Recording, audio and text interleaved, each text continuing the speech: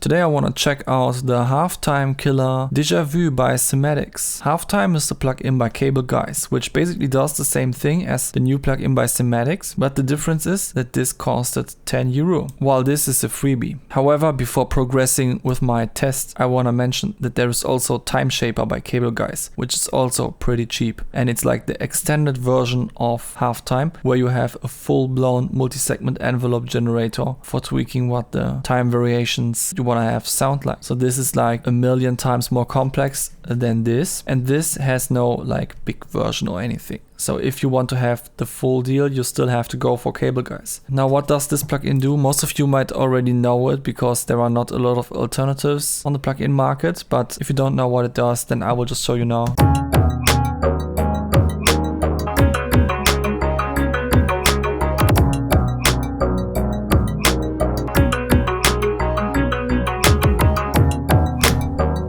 Yeah, it basically lets you slow down the signal in real time, which also pitches it down. You might be wondering though, how can you slow down a signal in real time when the playhead that runs through your DAW project at all points defines where you are on the sound, basically? Like, how would that even be possible? The trick is that it's actually not possible to slow something down in real time, at least not infinitely, but you can just say that every 1 bar, every 2 bars, every 4 bars, every half bar or something, it will just capture a new part of the signal and then slow down that. At the moment it refreshes every bar, but we could also let it refresh every 16th notes.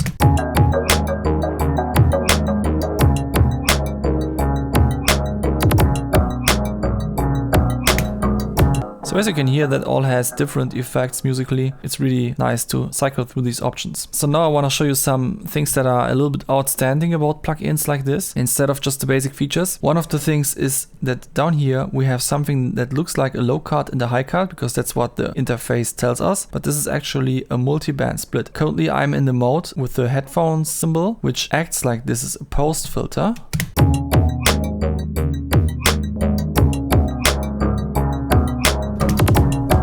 Which is definitely useful in its own right, because for example here I have dialed in a little bit of low cut in order to make space for the bass line.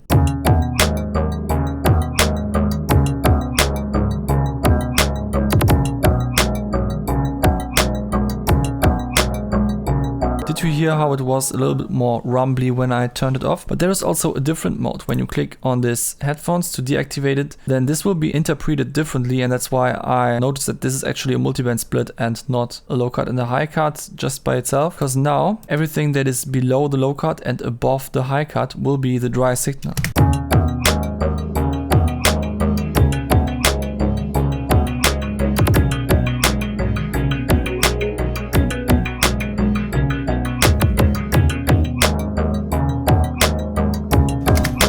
That's definitely not what I want on this particular sound, so I deactivate that again. But I think it can make a really interesting effect sometimes, and that's why I wanted to show you that. Now for something different. I want to show you that this plugin is actually pretty cool for coming up with polyrhythms. So here we have an instance on the drums in 1.5x mode.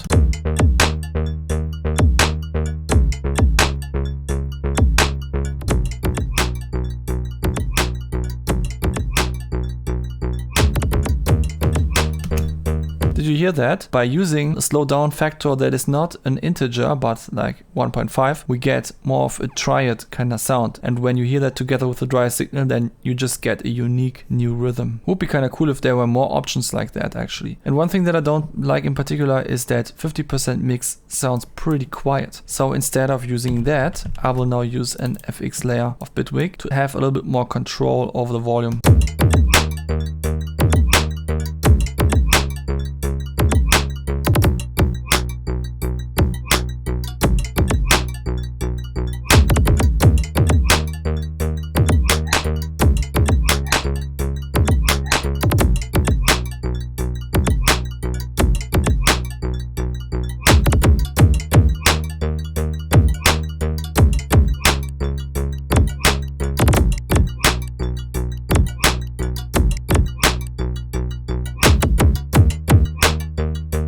yeah, it can get quite fancy. Now the last thing I want to talk about is what I would call a DJ feature of this plugin, the middle section, where you can decide in which way it should fade in and out when you press this power button, which is not the same as the bypass button of the plugin, because the bypass button is instantaneous.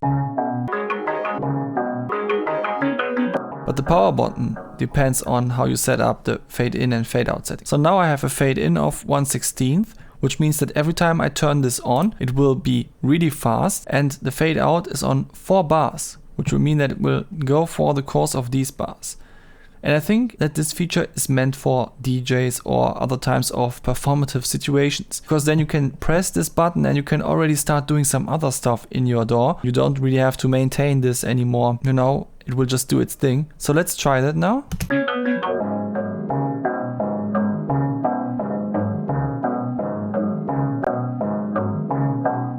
And now.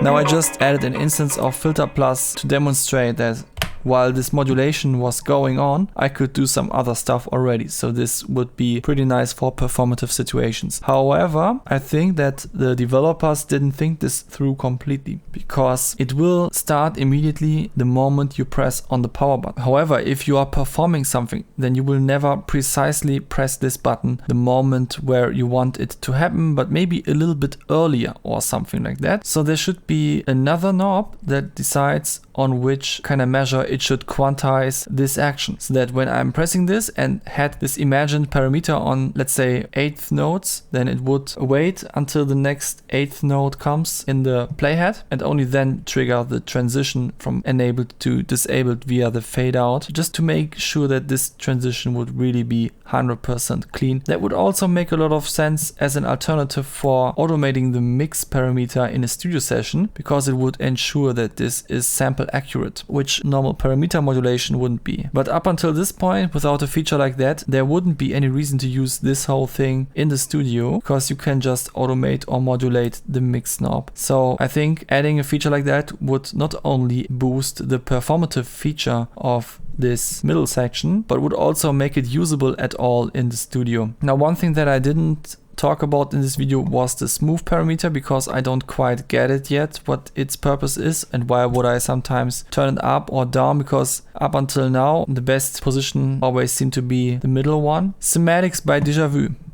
Dejavu by Cymatics, a really good plugin.